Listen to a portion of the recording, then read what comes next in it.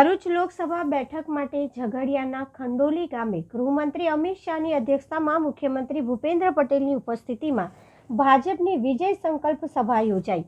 લોકસભાની ચૂંટણી નજીક આવી રહી છે ત્યારે ભાજપ દ્વારા ભરૂચ લોકસભાના ઉમેદવાર મનસુખ વસાવાની પ્રચાર માટે ભારતના ગૃહમંત્રી અમિત શાહ ઝઘડિયા ખાતે જંગી બહુજંગી જનમેદની સંબોધી હતી।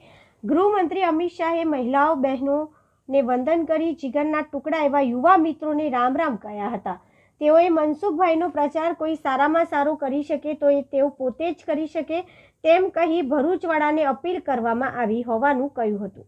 અમિત શાહે બે હાથ જોડી ભરૂચની પ્રજાને વિનંતી કરી હતી કે મનસુખભાઈ જેવો જનપ્રતિનિધિ નહીં મળે, કોઈ ભૂલ કરશો તો કોઈ અર્બન નક્સલ આવી જશે। તેઓએ નરેન્દ્ર મોદી વડાપ્રધાન બનતા જ 2014નું પહેલું ભાષણ યાદ અપાવ્યું હતું, જેમાં મોદીજીએ આદિવાસી, દલિત અને ગરીબો આ મોદી સરકાર હોવાનું ગર્વથી કહ્યું હતું। અંતે અમિત શાહે ભરૂચવાસીઓની ચૂંટણીમાં ભૂલ ન કરતા બાકી ખંડણી બિઝનેસ કરી શરૂ થઈ જશે તેમ કહી તેઓ ચૈતર એન્ડ કંપનીને જાણતા હોવાની ટકોર પણ કરી હતી। સભામાં મુખ્યમંત્રી ભૂપેન્દ્ર પટેલે ભાજપની મોદી સરકારની સિદ્ધિઓ ગણાવી, ભરૂચ લોકસભામાં સાકાર થયેલા કરોડોના પ્રોજેક્ટ અંગે માહિતી આપી, 7મી વખત પણ મનસુખ વસાવાને 5 લાખની લીડ સાથે વિજય બનાવવાની હાકલ કરી હતી।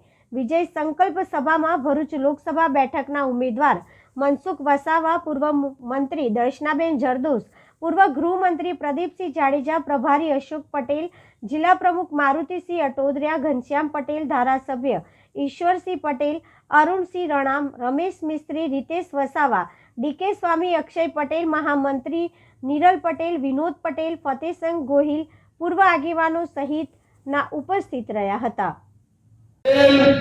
લોકસભાના સમન્વયક અશોક પટેલ, સંગઠનના પ્રભારી ધર્મેશ પંડ્યા, મારુતિસિંહ તખતસિંહજી, શ્રી સતીશભાઈ પટેલ, ઘનશ્યામભાઈ પટેલ, નિરલ કુમાર પટેલ, ફતેહસિંહ ગોહિલ, વિનોદભાઈ પટેલ, મહેન્દ્રસિંહ વાસિયા, શ્રી ઈશ્વરભાઈ પટેલ, અરુણસિંહ રાણા, રમેશભાઈ મિસ્ત્રી, અક્ષયભાઈ પટેલ, શ્રી ડીકે સ્વામી, શ્રી રીતેશભાઈ વસાવા, શ્રી ભરતસિંહજી પરમાર અને આજના કાર્યક્રમમાં આટલા ધૂમ ધકતા તાપમાં મારી પાસે સામે બેઠેલા પ્રિય ભાઈઓ, બહેનો, માતાઓ અને મારા જીગરના ટુકડા જેવા યુવા મિત્રો સૌને મારા રામ રામ। સીટો ડબલ કરવાનું કામ પણ ઘોષણા નરેન્દ્રભાઈએ કરી છે અને અંતે હું એક વાત કહેવા માંગુ, પૂછવા માંગુ છું, ભરૂચવાલા બધા લોકો મને કહેજો, ભાઈનો મનથી કહેજો, અયોધ્યામાં રામ મંદિર બનવું જોઈએ કે ના બનવું? અરે સંભળાતું નથી, જોરથી બોલો, બનવું જોઈએ કે ના બનવું જોઈએ? આ બાબત તોડીને ગયો તો આઝાદીના 70 વર્ષ થયા, 70 વર્ષ સુધી કોંગ્રેસ પાર્ટી રામ જન્મભૂમિના મુદ્દાને લટકાતી રહી। નરેન્દ્રભાઈએ એ ચરિતાર્થ કરી ગઈ। લગભગ 14 કરોડ લોકોના ઘરોમાં નળથી જલ પહોંચાડવાનું કામ, પાણી પહોંચાડવાનું કામ આપણા ગુજરાતના પનોતા પુત્ર નરેન્દ્ર મોદી। 12 કરોડ ઘરોમાં આઝાદી પછી પહેલી વાર ટોયલેટ બનાવવાનું કામ નરેન્દ્રભાઈ। 3 કરોડ ગરીબોને ઘર બનાવી આપવાનું કામ નરેન્દ્રભાઈ। 4 કરોડ ગરીબોના ઘરમાં પહેલી વાર વીજળી પહોંચાડવાનું કામ નરેન્દ્રભાઈ। મિત્રો, 80 કરોડ લોકોને 5 લાખ સુધીનો સ્વાસ્થ્યનો બધો જ ખર્ચો, ઓપરેશન હોય કે મેલેરિયા થયો હોય, બધો ખર્ચો 5 લાખ સુધીનો મફત કરવાનું કામ આપણા નરેન્દ્રભાઈ। 80 કરોડ લોકોને દર મહિને દર વ્યક્તિ દીઠ 5 કિલો અનાજ મફત આપવાનું કામ આપણા નરેન્દ્રભાઈ। ને ભરૂચવાળા બધા આદિવાસી ભાઈઓ બહેનો સમજી લો, આ બધું જે કર્યું એમાં સૌથી મોટો ફાયદો મારા આદિવાસી ભાઈઓ બહેનોને થયું છે. મિત્રો, આદિવાસી કોઈ સભા કરવાની જરૂર નથી. તમારો સાંસદ મનસુખભાઈ એવું ભૂત છે કે તે એકે ગામમાં ના ગયું એવું બને છે. મનસુખભાઈનો પ્રચાર અગર કોઈ સારામાં સારો કરી શકે તો મનસુખભાઈ પોતે જ કરી શકે. હું તો અહીંયા પ્રભારી હતો.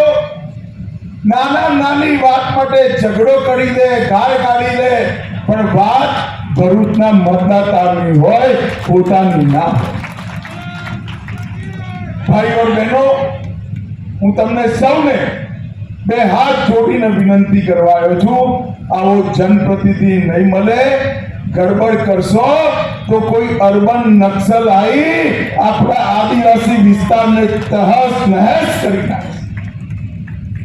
ભૂલ ના કરતા એ કહેવા જ હું ભરૂચ આવ્યો છું.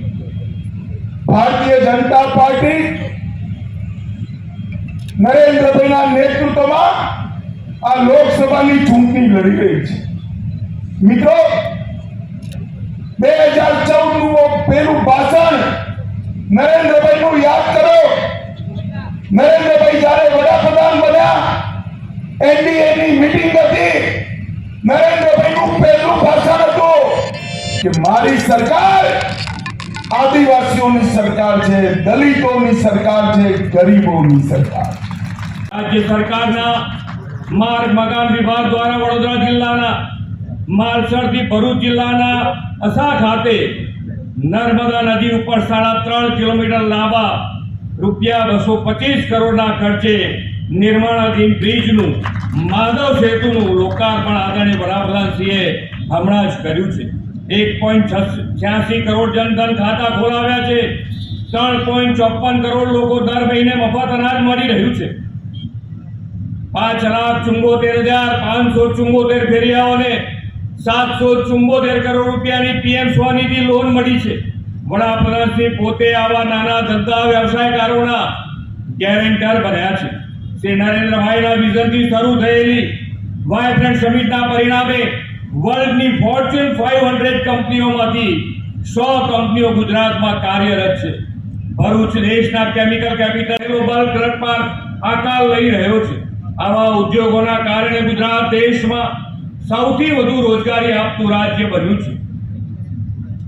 વડાપ્રધાન શ્રી નરેન્દ્રભાઈ મોદીના નેતૃત્વમાં દેશ આજે એકમાત્ર ભારતીય જનતા પાર્ટી એવી પાર્ટી છે જે નેશન ફર્સ્ટના મંત્ર સાથે ચાલી રહી છે અને રાષ્ટ્રહિતને સર્વોપરી માને છે.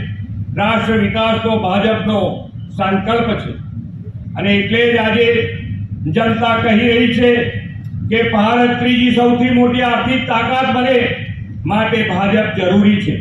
રોકાણ અને નોકરીની તકો સતત વધતી રહે માટે ભાજપ જરૂરી છે. દેશના દુશ્મનોમાં ડર કાયમ રહે માટે ભાજપ જરૂરી છે.